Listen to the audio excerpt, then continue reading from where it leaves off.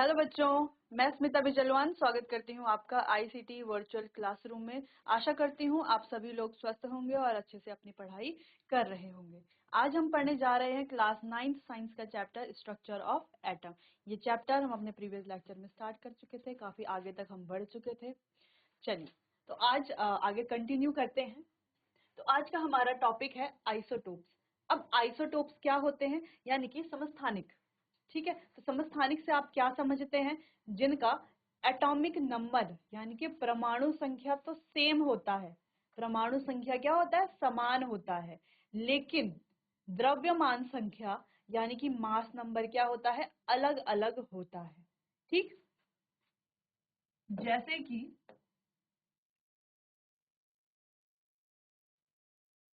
जैसे कि हमने देखा हाइड्रोजन है, तो हाइड्रोजन के जो आइसोटोप्स हैं वो क्या है, प्रोटियम, ड्यूटेरियम और ट्रिटियम।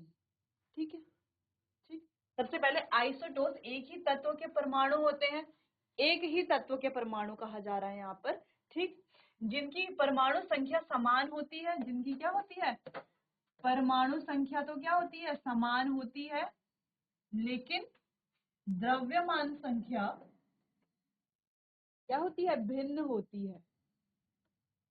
तो उन्हें क्या कहा जाता है, उन्हें ही आइसोटोप या समस्थानिक कहा जाता है। अच्छा, तो तीन हमारे पास, जैसे कि हाइड्रोजन है, एग्जाम्पल हम देख लेते हैं। हाइड्रोजन है तो हाइड्रोजन के तीन समस्थानिक होते हैं, यानी कि तीन आइसोटोप्स होते हैं। क्या क्या? एक होता है प्रोटियम, ड्यूटेरियम और ट्रिटियम। कैसे, चलो देखते हैं। देखो, यहाँ पर हमारे पास क्या है, प्रोटियम। अब प्रोटियम का क्या है, ये क्या है हमारा, ये क्या होता है, जैसे ये हाइड्रोजन है तो यहाँ पर क्या होता है, एटॉमिक नंबर, एटॉमिक नंबर यानी कि परमाणु संख्या, और यहाँ पर क्या होता है, मास नंबर, मास नंबर यानी कि द्रव्यमान संख्या। ठीक, चलिए, तो प्रोटियम जो है उसका एटॉमिक नंबर 1 है, ड्यूटेरियम जो है इसका एटॉमिक नंबर भी 1 है, और ट्रिटियम जो है इसका एटॉमिक नंबर भी 1 है। लेकिन अलग डिफरेंस कहाँ पर है, प्रोटियम का मास नंबर है 1, ड्यूटेरियम का भी द्रव्यमान संख्या यानी कि मास नंबर है 2, और ट्रिटियम का द्रव्यमान संख्या है 3। तो यहीं पर क्या आता है, डिफरेंस आता है। तो इन्हें क्या कहा जाता है, यही क्या है, हमारे हाइड्रोजन के आइसोटोप्स हैं। ठीक, चलिए, ये आप समझ गए होंगे।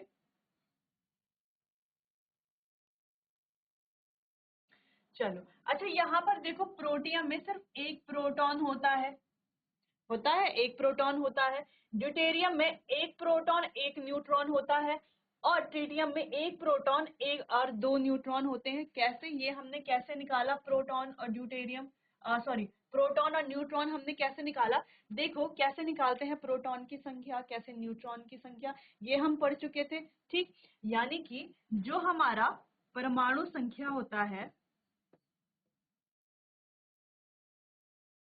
परमाणु संख्या वो किसके बराबर होता है, प्रोटॉन के बराबर होता है। किसके बराबर होता है, प्रोटॉन के बराबर। यानी कि यहाँ पर कितने प्रोटॉन होंगे, कितनी संख्या है, एक है इसकी संख्या, तो एक प्रोटॉन होगा। यहाँ पर कितने प्रोटॉन होंगे, देखो परमाणु संख्या क्या है, एक, तो एक प्रोटॉन। यहाँ पर भी प्रोटॉन कितने होंगे, परमाणु संख्या एक है तो प्रोटॉन कितने होंगे, एक होंगे। ठीक, चलिए, अब न्यूट्रॉन कैसे निकालते हैं, न्यूट्रॉन कैसे निकाला जाता है, देखो, नंबर ऑफ न्यूट्रॉन जब अगर हमें निकालना है तो हमें क्या करना पड़ता है, जो हमारा मास नंबर होता है ना, जिसे ए कहा जाता है, माइनस जेड हमें करना होता है।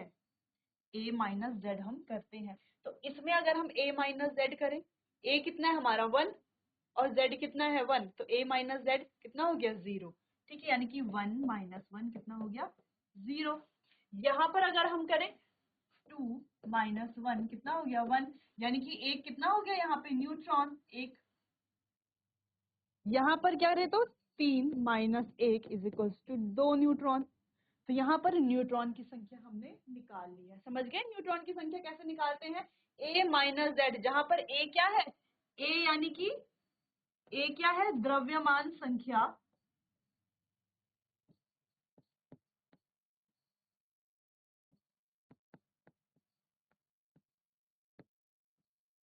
ठीक है, और Z क्या है?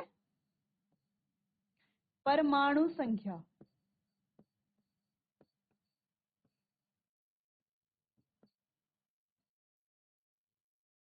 तो इस प्रकार हम नंबर ऑफ प्रोटॉन न्यूट्रॉन यहाँ पर निकाल सकते हैं। ठीक है, परमाणु संख्या किसके बराबर होती है? P के बराबर होती है, यानी कि नंबर ऑफ प्रोटॉन कितने होंगे? जितने हमारी परमाणु संख्या होगी। Number of proton. ठीक, चलिए, तो इतना आपको समझ में आया? क्या समझ में आया? आइसोटोप्स के बारे में समझ में आया कि कैसे जो है हमारे आइसोटोप्स होते हैं, क्या होते हैं, जिनमें परमाणु संख्या तो सेम रहती है, समान रहती है, लेकिन द्रव्यमान संख्या क्या हो जाती है? भिन्न होती है।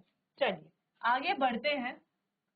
एक और एग्जांपल हमारे पास यहाँ पर है, ये है हमारे कार्बन के आइसोटोप्स।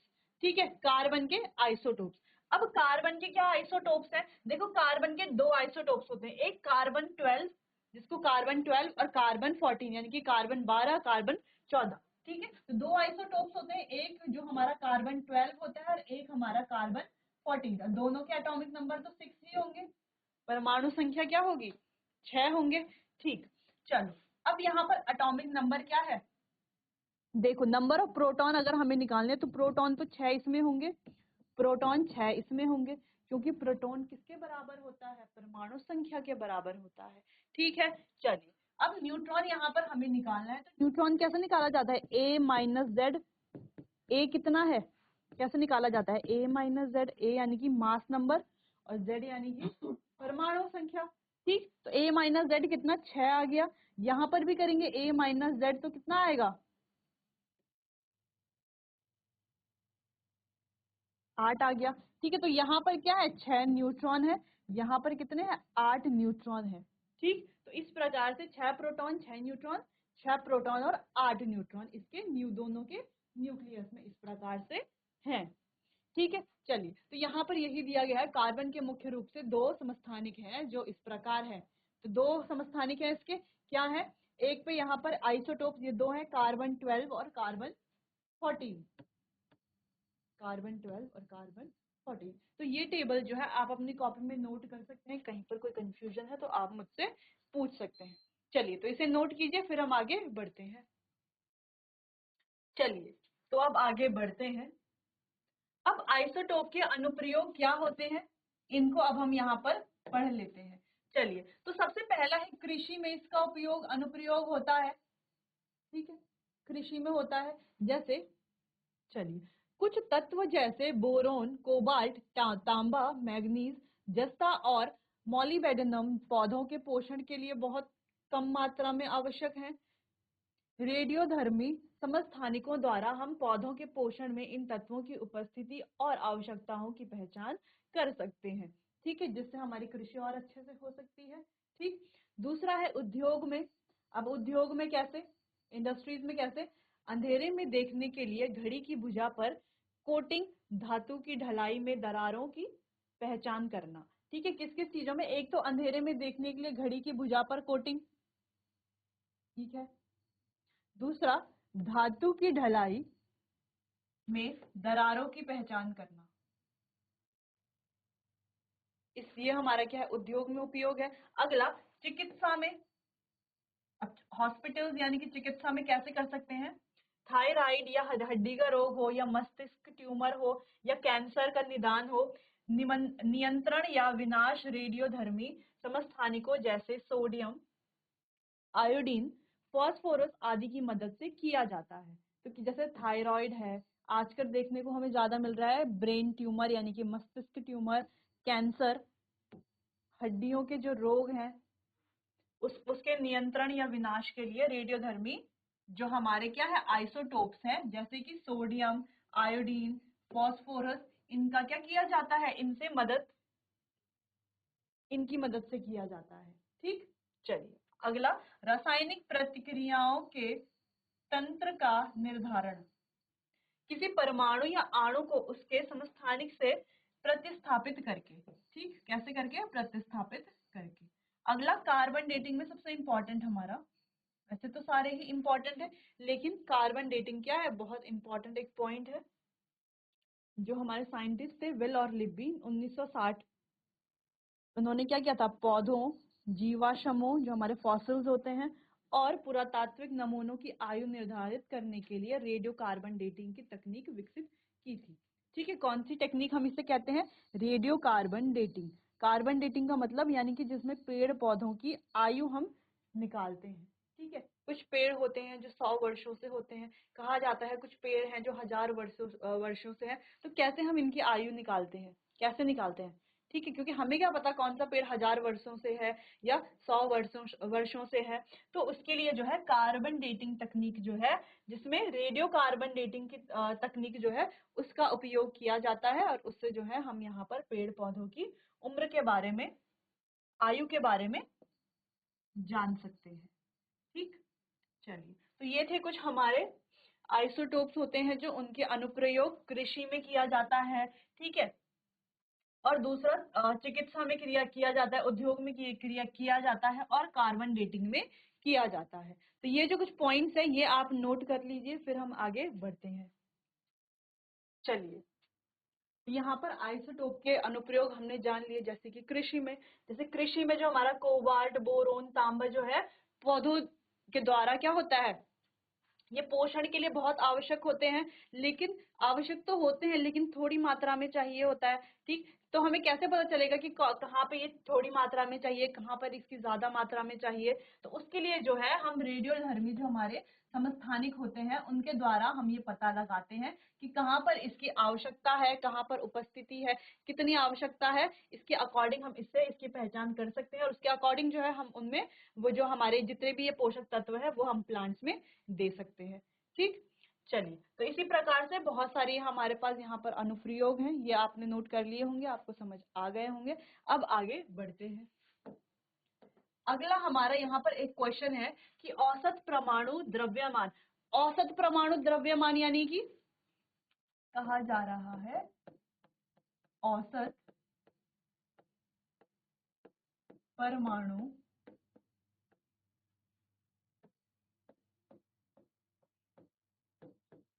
द्रव्यमान,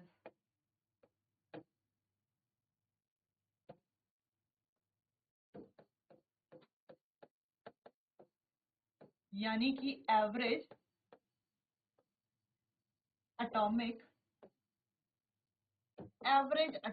मास। ठीक, औसत परमाणु द्रव्यमान यानी कि एवरेज एटॉमिक मास।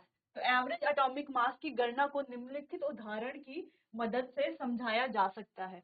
अच्छा, कैसे एवरेज एटॉमिक मास कैसे निकालेंगे हम, देखो, जब हम मास लिखते हैं, ठीक है, जब हम मास लिखते हैं, जब हम क्लोरीन लिखते हैं ना, क्लोरीन लिखते हैं, तो क्लोरीन का जो एटॉमिक नंबर है वो तो 17 होता है। ठीक है, अब जो इसका एटॉमिक मास होता है वो क्या होता है, 35.5 होता है। अब ये हमें कैसे पता चला, क्योंकि क्लोरीन के तो क्या होते हैं, दो आइसोटोप्स होते हैं, जैसे कि अभी हमने पीछे कार्बन के भी देखे, कार्बन के भी क्या है, दो आइसोटोप हैं। ठीक, लेकिन क्लोरीन के दो आइसोटोप्स हैं, तो हमें कैसे पता चलेगा कि कौन सा वाला का मास हमें लेना है, कौन से वाले का मास नहीं लेना, क्योंकि एटॉमिक नंबर तो दोनों के सेम है। तो जब हम कोई केमिकल रिएक्शन करेंगे या कोई रासायनिक प्रक्रिया करेंगे तो कैसे पता चलेगा हमें कि हमें कौन सा वाला क्लोरीन लेना है। ठीक है, तो ये तो हमारा निर्धारित नहीं हो पाएगा कि कौन सा वाला क्लोरीन लेना है, इसीलिए हम क्या लेते हैं, उनका औसत परमाणु द्रव्यमान लेते हैं, यानी कि एवरेज एटॉमिक मास हम लेते हैं। ठीक, तो ये जो मास हमने इसका लिखा है ना, ये है क्या, ये इसका एवरेज एटॉमिक मास होता है। ठीक, चलिए, अब इसको सॉल्व करते हैं, कैसे निकालते हैं हम एवरेज एटॉमिक मास किसी का भी। ठीक है, तो कोई भी अगर हमारे पास आइसोटोप्स हो तो उनका एवरेज एटॉमिक मास अगर हमें निकालना है तो हम कैसे निकालते हैं, चलिए इसको देख लेते हैं।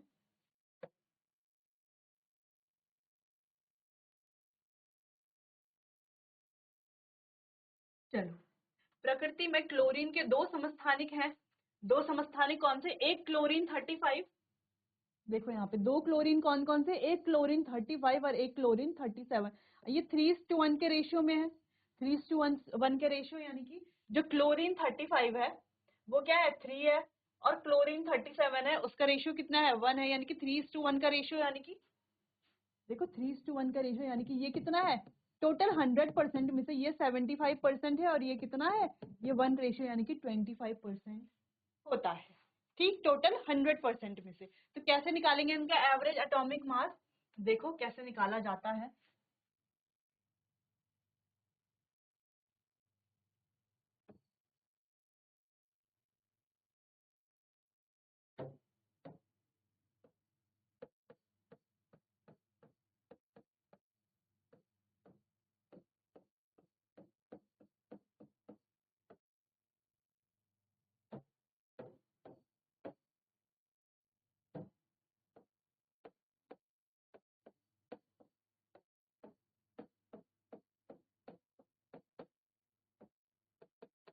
कैसे निकाला जाता है, देखो पहला क्लोरीन है हमारे पास 35, कितना 75%।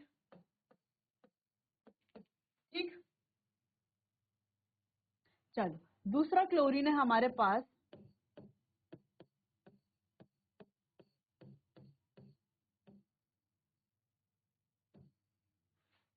ऐसा ही है। ठीक, चलिए तो साथ साथ आप भी इसे सॉल्व कीजिए।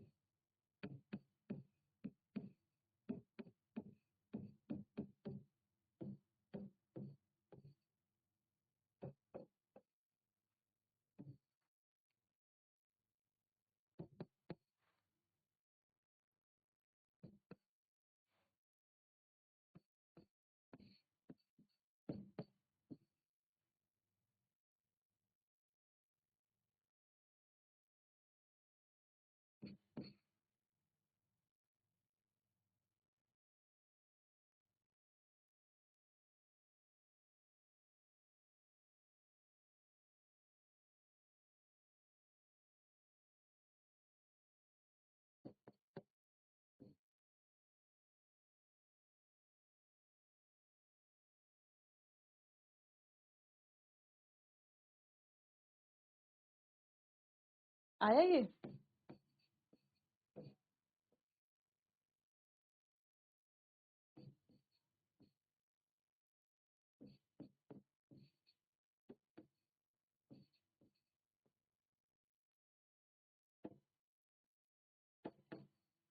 ठीक आया 35.5 U। तो एवरेज एटॉमिक मास जो हमने यहाँ पर लिखा था तो वो ही क्या आया यहाँ पर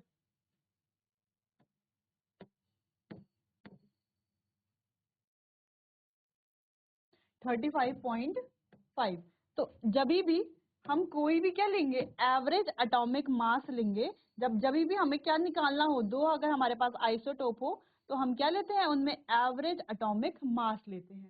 ठीक है, तो इस प्रकार से क्या आता है इसका एवरेज एटॉमिक मास आता है। तो जब क्लोरीन को देखा होगा, क्लोरीन हमारे पास 17 और ऊपर आता है 35.5, ये क्या है इसका एवरेज एटॉमिक मास है। ठीक, चलिए तो नोट डाउन कीजिए, इसी प्रकार से हम हमेशा करेंगे। अगर हमें कोई भी आइसोटोप्स दिया जाए तो हमें इसी प्रकार से उसका निकालना है। ठीक है, एवरेज एटॉमिक मास, चलिए नोट कीजिए इसे।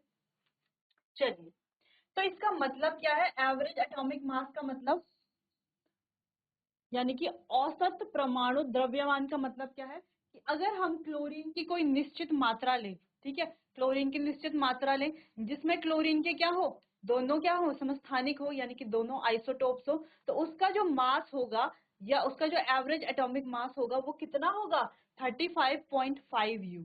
ठीक है, चलिए तो ये आपको समझ आ गया होगा। तो कभी भी आपको अगर एवरेज एटॉमिक मास निकालना है तो आपको इसी प्रकार से करना है। चलिए तो अब आगे बढ़ते हैं अगले टॉपिक की तरफ। चलिए, अगला टॉपिक है हमारा आइसोबार्स यानी कि संभारिक। अब आइसोबार्स या संभारिक जो होता है वो क्या होता है, देखो आइसोटोप्स में हमने क्या पढ़ा, जहां पर एटॉमिक नंबर यानी कि जो परमाणु संख्या है वो तो समान है, लेकिन जो द्रव्यमान संख्या है वो क्या है, भिन्न है। वही उसका उल्टा यहाँ पर आइसोबार में होता है, जहां पर द्रव्यमान संख्या तो समान होती है, लेकिन द्रव्यमान संख्या तो समान होती है लेकिन जो परमाणु संख्या है वो भिन्न होती है। देखो जिनकी द्रव्यमान संख्या समान हो यानी कि मास नंबर सेम, लेकिन परमाणु संख्या भिन्न होती है। ठीक, यानी कि same mass number but different atomic number, but different atomic number. ठीक, एक एग्जांपल यहाँ पर है, जैसे कि कार्बन 14 हम लें। ठीक, अब कार्बन 14 कैसे लिखा जाता है, देखो कार्बन, इसका एटॉमिक नंबर कितना होता है, 6। ठीक है, परमाणु संख्या कितनी होती है, 6, और इसका जो द्रव्यमान संख्या है वो है 14। ठीक, चलिए, और नाइट्रोजन अगर हम ले, नाइट्रोजन, नाइट्रोजन 14 यानी कि नाइट्रोजन जिसका क्या है, द्रव्यमान संख्या है 14, और इसका क्या है, एटॉमिक नंबर तो कितना होता है, 7 होता है।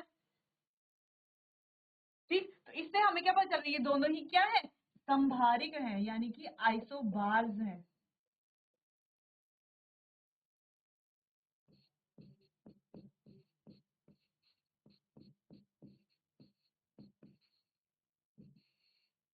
क्या है, संभारिक है। ठीक, क्योंकि उनकी क्या है, द्रव्यमान संख्या क्या है, समान है। देखो दोनों की, इसकी भी 14 है, इसकी भी 14 है, द्रव्यमान संख्या तो समान है, लेकिन जो परमाणु संख्या है वो क्या है, अलग अलग है। ठीक है, इसीलिए इन्हें क्या कहा जाता है, आइसोबार्स कहा जाता है या संभारिक कहा जाता है। चलिए, तो ये आप समझ गए होंगे कि आइसोबार्स क्या होते हैं। दोनों में डिफरेंस आपको समझ आया, आइसोटोप्स में और आइसोबार्स में। अगर हम आइसोटोप्स लिखते हैं तो आइसोटोप्स कैसे लिखते हैं हम, देखो ये दोनों ही क्या है, आइसोटोप्स। क्या है, आइसोटोप। ठीक, आइसोटोप्स, जहां पर परमाणु संख्या तो समान है लेकिन द्रव्यमान संख्या अलग अलग है, और यहाँ पर परमाणु संख्या अलग अलग है, द्रव्यमान संख्या समान है। ठीक, चलिए, तो इसे आप नोट कर लीजिए, आपको समझ आ गया होगा। फिर आगे बढ़ते, ये हमारा यहाँ पर चैप्टर का लास्ट टॉपिक, चैप्टर यहाँ पर खत्म होता है, इसे नोट कर लीजिए। फिर आगे बढ़ते हैं क्वेश्चन आंसर्स की तरफ।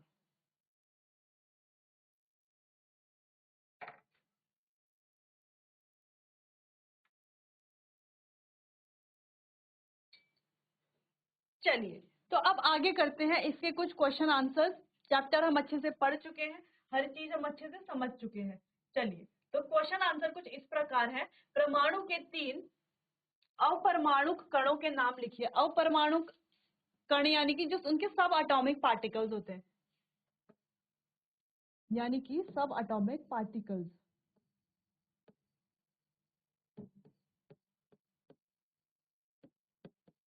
क्या होते हैं सब एटॉमिक पार्टिकल, प्रोटॉन, इलेक्ट्रॉन, अच्छा इलेक्ट्रॉन को है ना ऐसे भी लिखा जाता है, ठीक, और न्यूट्रॉन। तो क्या होते हैं इनके अपरमाणुक कण, 3 होते हैं, कौन कौन से, इलेक्ट्रॉन, प्रोटॉन और न्यूट्रॉन। ठीक, चलिए, समझ में आया इतना। चलिए, इसे नोट कर लीजिए, फिर आगे बढ़ते हैं अगले प्रश्न की तरफ। चलिए, आगे बढ़ते हैं अगले प्रश्न की तरफ। अगला प्रश्न है, यदि किसी परमाणु में एक इलेक्ट्रॉन और एक प्रोटॉन है तो इसमें कोई आवेश होगा या नहीं। देखो, हमें कहा जा रहा है कि यदि किसी परमाणु में एक इलेक्ट्रॉन है, क्या है, एक इलेक्ट्रॉन है, प्लस एक क्या है, प्रोटॉन है, तो क्या इसमें कोई चार्ज होगा। तो जब एक इलेक्ट्रॉन है और एक प्रोटॉन है, अब इलेक्ट्रॉन क्या है हमारा, नेगेटिवली चार्ज है, और प्रोटॉन क्या है हमारा, पॉजिटिवली चार्ज है। नेगेटिव और पॉजिटिव चार्ज तो खत्म हो गया ना, तो कोई चार्ज यहाँ पर नहीं होगा। ठीक, चलिए, यानी कि एक इलेक्ट्रॉन क्या है, ऋणावेशिक ऋणावेशित कण है, ऋणावेशित कण यानी कि नेगेटिवली चार्ज, नेगेटिव चार्ज। और प्रोटॉन क्या है? घनावेशित कण, घनावेशित यानी कि पॉजिटिव चार्ज।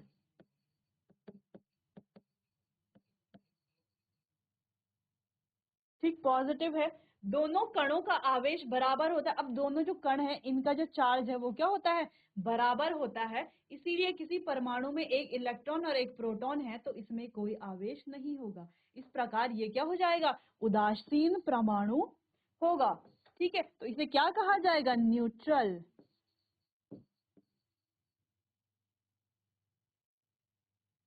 ठीक, क्या कहा जाएगा? नेगेटिव पार्टिकल है ये, नेगेटिव पार्टिकल है और ये क्या है? हमारा पॉजिटिव पार्टिकल है।